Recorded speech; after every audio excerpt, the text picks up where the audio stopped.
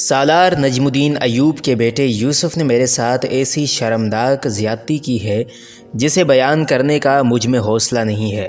یہ کہہ کر لڑکی نے اپنا منہ چھپا لیا اور سسک کر رونے لگی۔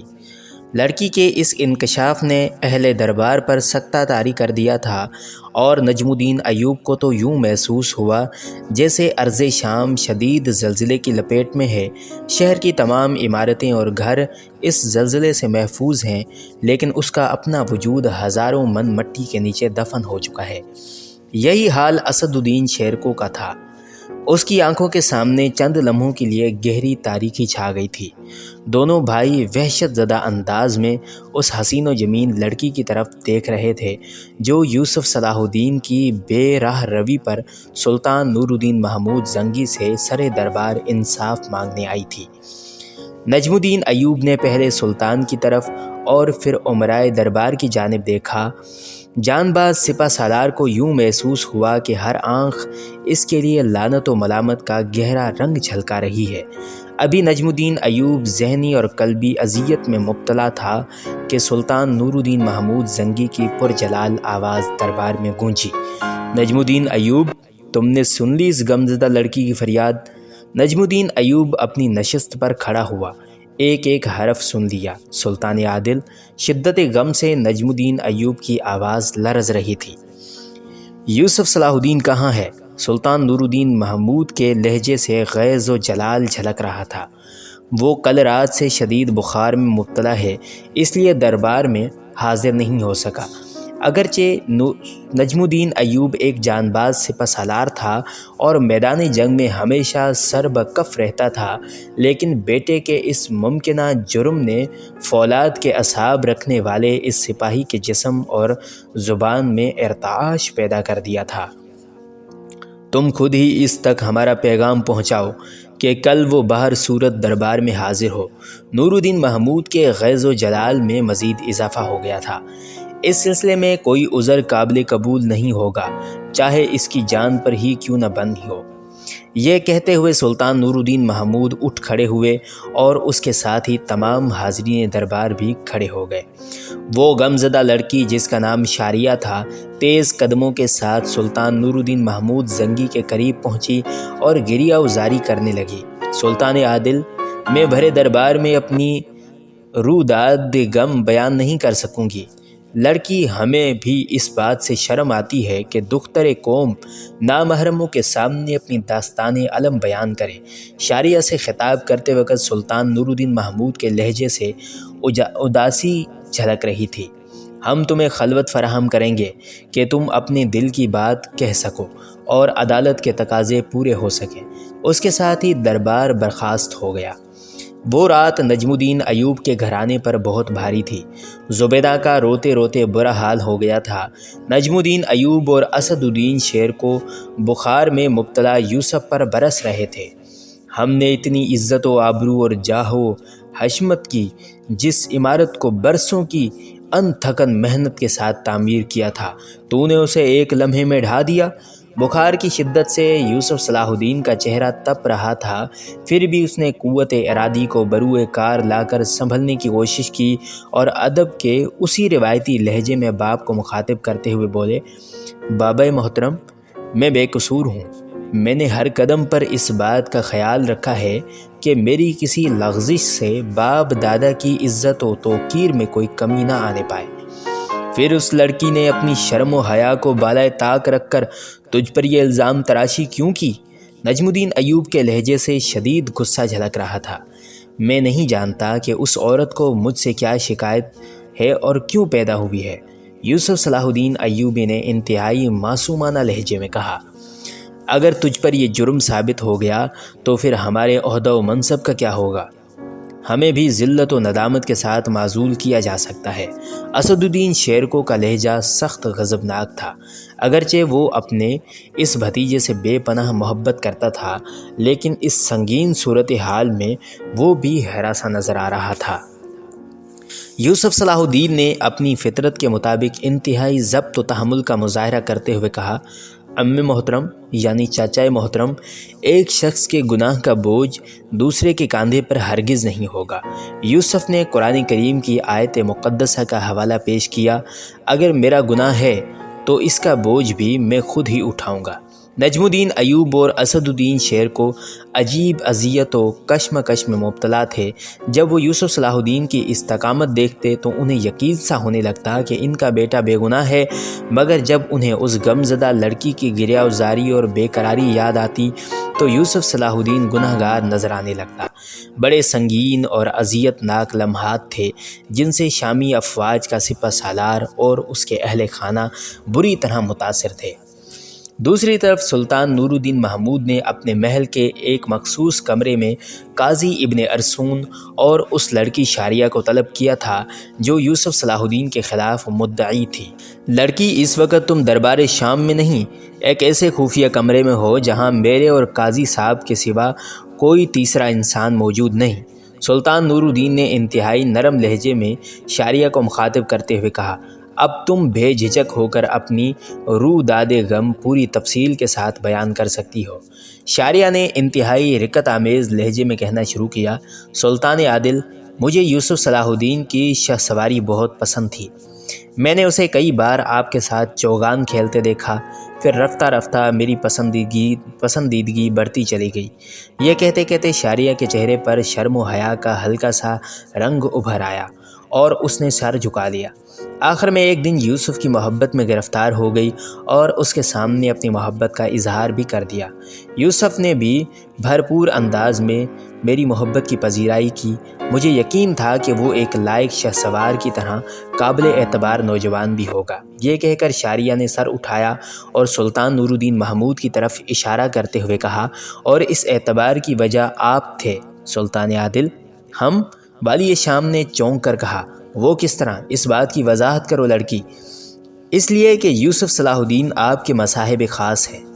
शारिया की आंखों से आंसू जारी थे, मगर इसके लहजे से बहुत ज़्यादा एतमाद झलक रहा था।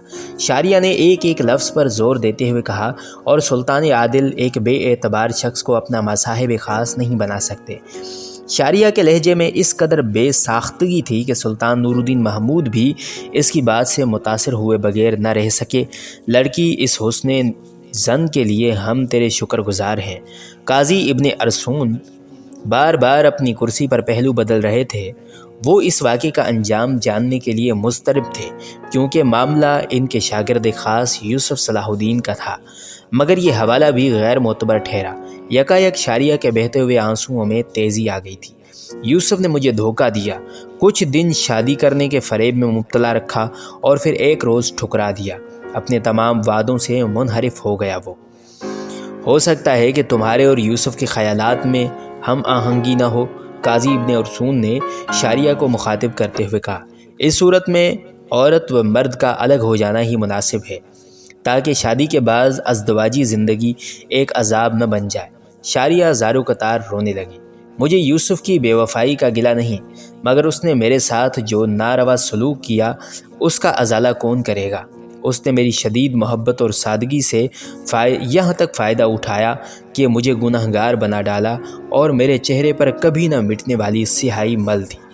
सुल्तान नूरुद्दीन महमूद ने इस इंकशाफ पर किसी ख़ास रद्द अमल का इज़हार नहीं किया, क्योंकि वो पहले ही लड़की की रूह दादे गम हाज़रीन दरबार के सामने सुन चुके थे। मगर काजी इब्ने अरसून के लिए ये बात नाकाबिल यकीन थी, इसलिए वो जोशे इज़्तिराब में उठकर खड़े हो गए और शारिया को मुखातिब करके कहने लगे, यूसुफ ऐसा नहीं हो कर सकता।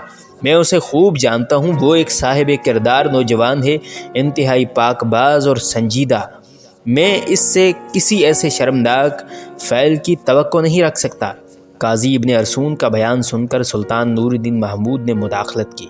काजी साहब, आपका तर्ज़ अमल इंसाफ के तकाज़ों की नफ़ी कर रहा है। आप इस वक्त अपने जज्बात की गिरफ्त में हैं, इसलिए यूसुफ सलाहुद्दीन आपका शागिर्द है। सुल्तान आदिल, मैं अपने इस इज़्तिरारी अमल पर नादिम हूँ। बेशक मैं यूसुफ के मामले में बहुत ज़्यादा जज्बाती हो गया था। यह कहकर काजी इब्ने अरसून दोबारा अपनी नशिस्त पर बैठ गए। फिर शारिया से मुखातिब होकर बोले, लड़की, क्या तुम्हारे वालिदैन इस अलमनाक वाक़े से बाखबर हैं? बदकिस्मती से मेरे माँ बाप इस दुनिया में मौजूद नहीं है, शारिया ने इंतहाई रिकत आमेज़ लहजे में कहा। میرا کوئی والی وارث نہیں، بہت دور کے ایک عزیز کے پاس رہتی ہوں۔ کیا تم اس سلسلے میں کوئی گواہ پیش کر سکتی ہو؟ قاضی ابن ارسطون نے شاریہ سے سوال کیا۔ غریبوں کا کون گواہ ہو سکتا ہے؟ شاریہ نے روتے روتے کہا، بس اللہ ہی میری محبت کا گواہ ہے۔ اطمینان رکھو لڑکی، تمہارے ساتھ پورا انصاف ہوگا۔ اس واقعے کی مکمل تفصیلات سننے کے بعد سلطان نور الدین زنگی نے انتہائی پرجلال لہجے میں کہا، عدالت کے فیصلے میں کوئی رشتہ اور کوئی منصب خلل انداز نہیں ہو سکتا، چاہے مجرم نور الدین کا مصاحب خاص ہو یا قاضی ابن ارسطون کا شاگرد۔ سلطان عادل، مجھے امان دی جائے۔ یکایک شاریہ کے چہرے پر گہرے خوف کے سائے لرزنے لگے۔ میں ایک بے سہارا لڑکی ہوں اور وہ بہت طاقتور لوگ ہیں، مجھے اپنی جان کا خطرہ ہے۔ سلطان نور الدین محمود نے اسی وقت فرمان جاری کر دیا کہ جب تک شاریہ کے مقدمے کا فیصلہ نہیں ہو جاتا وہ اس وقت تک محل کی کنیزوں میں شامل رہے گی۔ وہ رات نجم الدین ایوب اور اس کے اہل خانہ ہی پر گرا نہیں تھی، بلکہ قاضی ابن ارسطون بھی شدید اذیت و کرب میں مبتلا تھے۔ انہیں اس بات کا قلق تھا کہ ان کے شاگرد خاص کے نام سے ایک شرمناک واقعہ منسوب کر دیا گیا ہے۔ اگر وہ سچ ثابت ہو گیا تو میری ساری تعلیم و تربیت رائے گا جائے گی۔ اس خیال کے آتے ہی قاضی ابن ارسطون گھبرا کر اٹھ بیٹھے اور انہوں نے مالک حقیقی کے سامنے دست سوال دراز کر دیا۔ اے تمام جہانوں کے پالنے والے، میرے یوسف کی دستگیری کر، اس کی مشکل کشائی فرما اور مجھ ناچیز کو اہل شہر کے سامنے شرمندہ ہونے سے بچا دے۔ دوسری طرف یوسف صلاح الدین کی کیفیت ناقابل بیان تھی۔ الزام تراشی کا کرب، بخار کی شدت، باپ اور چچا کے طعنے اور ان کے عہدوں سے معزول کے اندیشے، غرض ایک نازک سی شاخ خوفناک آندھیوں کی زد میں تھی۔ اپنی اس بے بسی پر یوسف صلاح الدین ایوبی کی آنکھیں بھیگ گئیں اور وہ اپنے مالک کے حقیقی کو پکارتا رہا، یہاں تک کہ فجر کی اذان سنائی دینے لگی۔ سارے عالم میں اللہ کی کبریائی بیان ہو رہی تھی۔ یوسف صلاح الدین اسی بخار کی حالت میں اٹھا اور وضو کر کے نماز کے لیے کھڑا ہو گیا۔ سورج طلوع ہوا۔ وہ دن اہل شام کے لیے بڑا ہی عجیب دن تھا۔ ایک طرف ایک بے سہارا لڑکی تھی اور دوسری طرف سلطان نور الدین محمود زنگی کا مصاحب خاص۔ لوگ عدالت عالیہ کا فیصلہ سننے کے لیے مضطرب تھے۔ سلطان کا دربار عمرا اور دیگر سرکاری ملازمین میں سے بھرا ہوا تھا۔ نجم الدین ایوب اور اسد الدین شیر کو اپنی نشستوں پر موجود تھے، مگر ان کے چہرے آنے والی رسوائی کے خوف سے دھواں ہو رہے تھے۔ سلطان نور الدین محمود زنگی اپنے پورے جاہ و جلال کے ساتھ جلوہ افروز تھے۔ تخت کے بائیں جانب قاضی ابن ارسطون کی نشست تھی اور تخت سلطانی کے نیچے یوسف صلاح الدین دست بستہ کھڑا تھا۔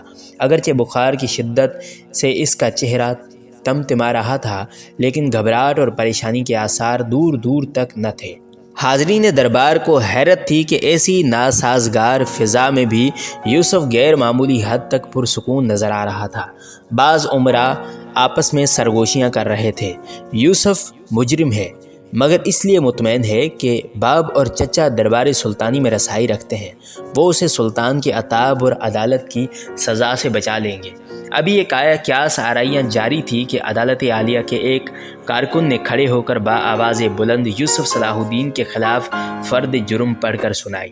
پھر قاضی ابن ارسطون اپنے شاگرد سے مخاطب ہوئے، یوسف، تم اس سلسلے میں اپنی صفائی پیش کرنے کا پورا اختیار رکھتے ہو۔ استاد محترم، جب مدعیہ سے واقف ہی نہیں تو پھر مجھ سے یہ گناہ کس طرح سرزد ہو سکتا ہے؟ بخار کی شدت کے سبب یوسف کے جسم میں ہلکی سی لرزش تھی اور زبان میں بھی۔ حاضرین دربار کی اکثریت نے یوسف کی یہ کیفیت دیکھ کر اندازہ کر لیا کہ وہ بے قصور نہیں ہے اور اس سے یہ جرم سرزد ہو چکا ہے۔ سلطان نور الدین محمود نے یوسف صلاح الدین کی اس کیفیت کو سرسری انداز میں دیکھا اور پھر تخت کے بائیں جانب کھڑے درباری محافظ کو مخاطب کرتے ہوئے کہا، مدعیہ کو عدالت کے روبرو پیش کیا جائے۔ تھوڑی ہی دیر بعد دو محافظ شاریہ کو لے کر دربار میں داخل ہوئے۔ شاریہ اس وقت ایک سفید چادر میں اس طرح لپٹی ہوئی تھی کہ حاضرین دربار کو صرف اس کی آنکھیں نظر آ رہی تھی۔ شاریہ آہستہ آہستہ چلتی ہوئی تخت کے قریب آئی اور سر جھکا کر کھڑی ہو گئی۔ لڑکی، تمہارے دعوے اور یوسف کے بیان میں ذرہ برابر بھی مطابقت نہیں ہے۔ یکایک دربار سلطانی میں قاضی ابن ارسطون کی باوقار آواز گونجی، وہ تمہیں جانتا تک نہیں، پھر اس سنگین جرم کا مرتکب کیسے ہو سکتا ہے؟ قاضی ابن ارسون کی آواز سن کر شاریہ نے چادر میں لپٹا ہوا اپنا چہرہ بے نقاب کر دیا۔ اس کی آنکھوں سے آنسو بہہ رہے تھے مگر نظریں جھکی ہوئی تھیں۔ یوسف صلاح الدین ایوبی نے بڑی بے نیازی کے ساتھ شاریہ کے دلکش جسم پر گہری نظر دوڑائی اور نظر ڈالنے کے بعد بڑے پر اعتماد لہجے میں سلطان نور الدین محمود سے مخاطب ہوا۔ سلطان عادل، میری آنکھیں دھوکہ نہیں کھا سکتی۔ یقیناً میں اس نامحرم لڑکی کو پہلی بار دیکھنے کا گناہگار ہوا ہوں، اس سے زیادہ کچھ نہیں۔ باقی سب بہتان ہے۔ اگرچہ بخار کی شدت کے باعث یوسف صلاح الدین کی آواز میں ہلکا سا ارتعاش تھا، لیکن چہرے پر معصومیت ظاہر ہو رہی تھی۔